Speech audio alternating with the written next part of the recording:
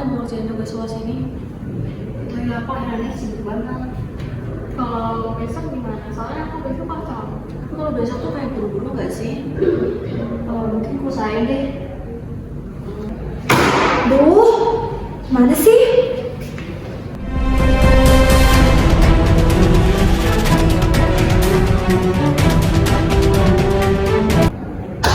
Oke, dengar ya, kita harus bagi tugas hari ini juga. Jangan santai-santai aja. Ini UAS, bukan tugas mingguan. Kenapa ya setiap mau di kelompok tuh aku merasa kayak lagi dimarahin?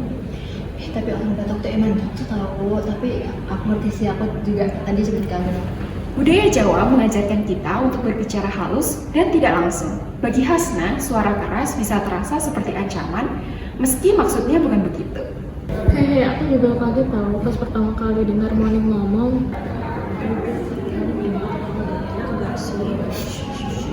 Kalian dengar gak? Ini bukan kuliah bercanda, kita harus serius. Dalam budaya Batak, bicara tegas dapat dianggap sebagai keseriusan dan tanggung jawab. Tapi di dalam budaya lain dapat terdengar kasar. Maaf Monik, aku boleh ngasih saran nggak? Kalau pembagian tugasnya bisa dirubah jadi beda nggak? Loh, kenapa? Ini udah efisien banget. Nanti kalau udah gak cocok, kita benerin lagi. Gaya komunikasi langsung dan dominan tanpa ruang dialog membuat Hasna memilih diam. Bukan karena setuju, tapi karena takut ditolak.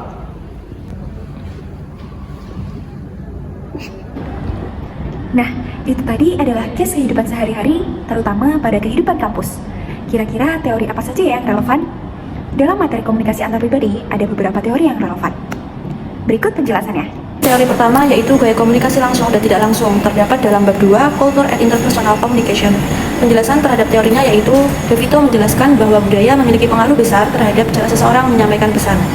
Budaya low konteks seperti Batak atau Madura, di mana orang-orang terbiasa menyampaikan maksud secara langsung, eksplisit dan tegas. Bahasa verbal menjadi penyalur utama pesan. Kemudian ada budaya high konteks seperti Jawa atau Sunda, di mana komunikasi lebih banyak bergantung pada isyarat, non-verbal, konteks sosial, dan ekspresi halus.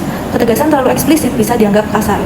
Kaitannya dalam scene di mana Monik sebagai mahasiswa Batak menggunakan gaya komunikasi langsung dan keras sebagai ekspresi tanggung jawab. Tapi bagi Hasna, mahasiswa Jawa, itu terasa seperti tekanan dan ancaman, bukan ajakan diskusi. Selanjutnya kita akan membahas polymorph teori atau teori kesopanan dalam bahasa.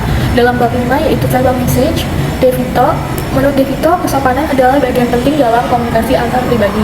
Ia mengutip 6 maxim of polymorph. Yang pertama adalah maxim of time, hormati orang lain untuk memilih, dan hindari memerintah atau menyuruh dengan cara yang kasar.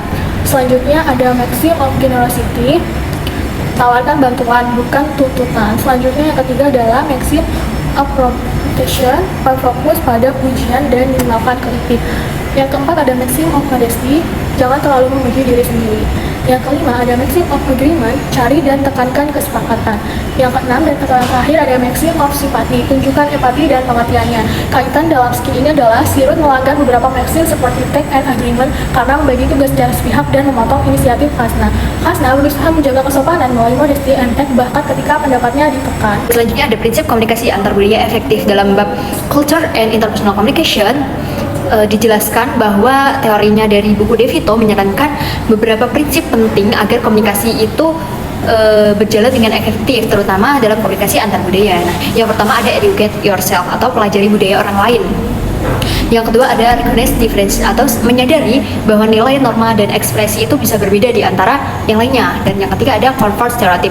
Jangan mengeneralisasi atau menilai hanya berdasarkan latar belakang seseorang. Dan yang keempat ada reduce ethnocentrism atau jangan merasa gaya komunikasimu itu paling benar.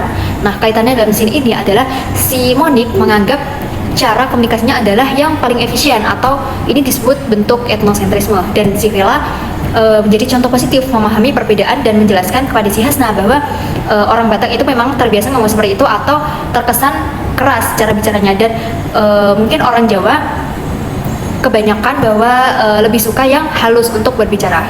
Oke, teori yang selanjutnya adalah psychological noise atau gangguan psikologis. Dalam bab pertama Foundation of Interpersonal Communication di buku De Vito dijelaskan, De Vito menyebut psychological noise sebagai gangguan yang berasal dari dalam pikiran, seperti ketakutan, kecemasan, atau rasa tidak percaya diri. Nah, Selain itu, juga ada prasangka dan emosi yang menutup pemahaman, perbedaan nilai, atau budaya yang tidak disadari. Kaitannya dalam scene ini adalah ketika Hasna mengalami physiological noise saat mendengar nada tinggi dari Moni yang membuatnya takut dan menutup diri. Akibatnya, pesan dari Moni tidak diterima secara utuh, melainkan dengan perasaan tertekan. Untuk teori selanjutnya adalah komunikasi sebagai pilihan atau interpersonal choice point. Masih dalam bab pertama, Foundation of Interpersonal Communication dalam buku DeVito dijelaskan. DeVito menekankan bahwa setiap komunikasi adalah tentang pilihan. Setiap orang memiliki choice point saat memutuskan. Seperti apa yang akan dikatakan, bagaimana mengatakannya, lalu kapan kira-kira waktu yang tepat untuk berbicara. Nah, kaitannya dalam scene ini adalah ketika si Moni memilih gaya tegas agar pekerjaan cepat selesai, tapi tidak mempertimbangkan dampaknya pada anggota yang lain. Selain itu, pada Hasna yang memilih diam bukan karena setuju, tapi karena takut adanya konflik. Ini membuat komunikasi kelompok menjadi tidak terbuka. Nah teman-teman, kita berada di teori terakhir yaitu other orientation. Jadi menurut DeVito, other orientation ini artinya kita memahami sudut pandang orang lain saat kita sedang berkomunikasi. Nah, tanpa other orientation ini, komunikasi itu gampang gagal karena kita tidak memikirkan latar belakang, budaya, dan sudut pandang lawan bicara kita. Menurut scene yang udah kita tonton tadi, Monica kurang memiliki other orientation sehingga dia hanya memikirkan dirinya sendiri tanpa memikirkan bahwa teman-temannya itu memiliki budaya dan latar belakang yang berbeda-beda. Nah teman-teman, kita udah berada di bagian akhir dalam video ini.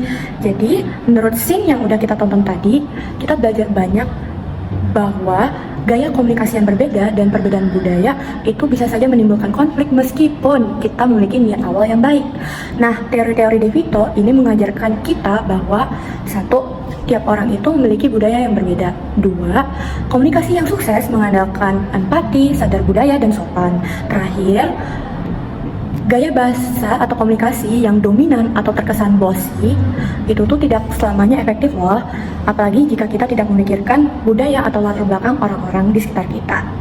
Nah, itu saja video kita kali ini. Terima kasih teman-teman telah menonton dan sampai jumpa di video selanjutnya.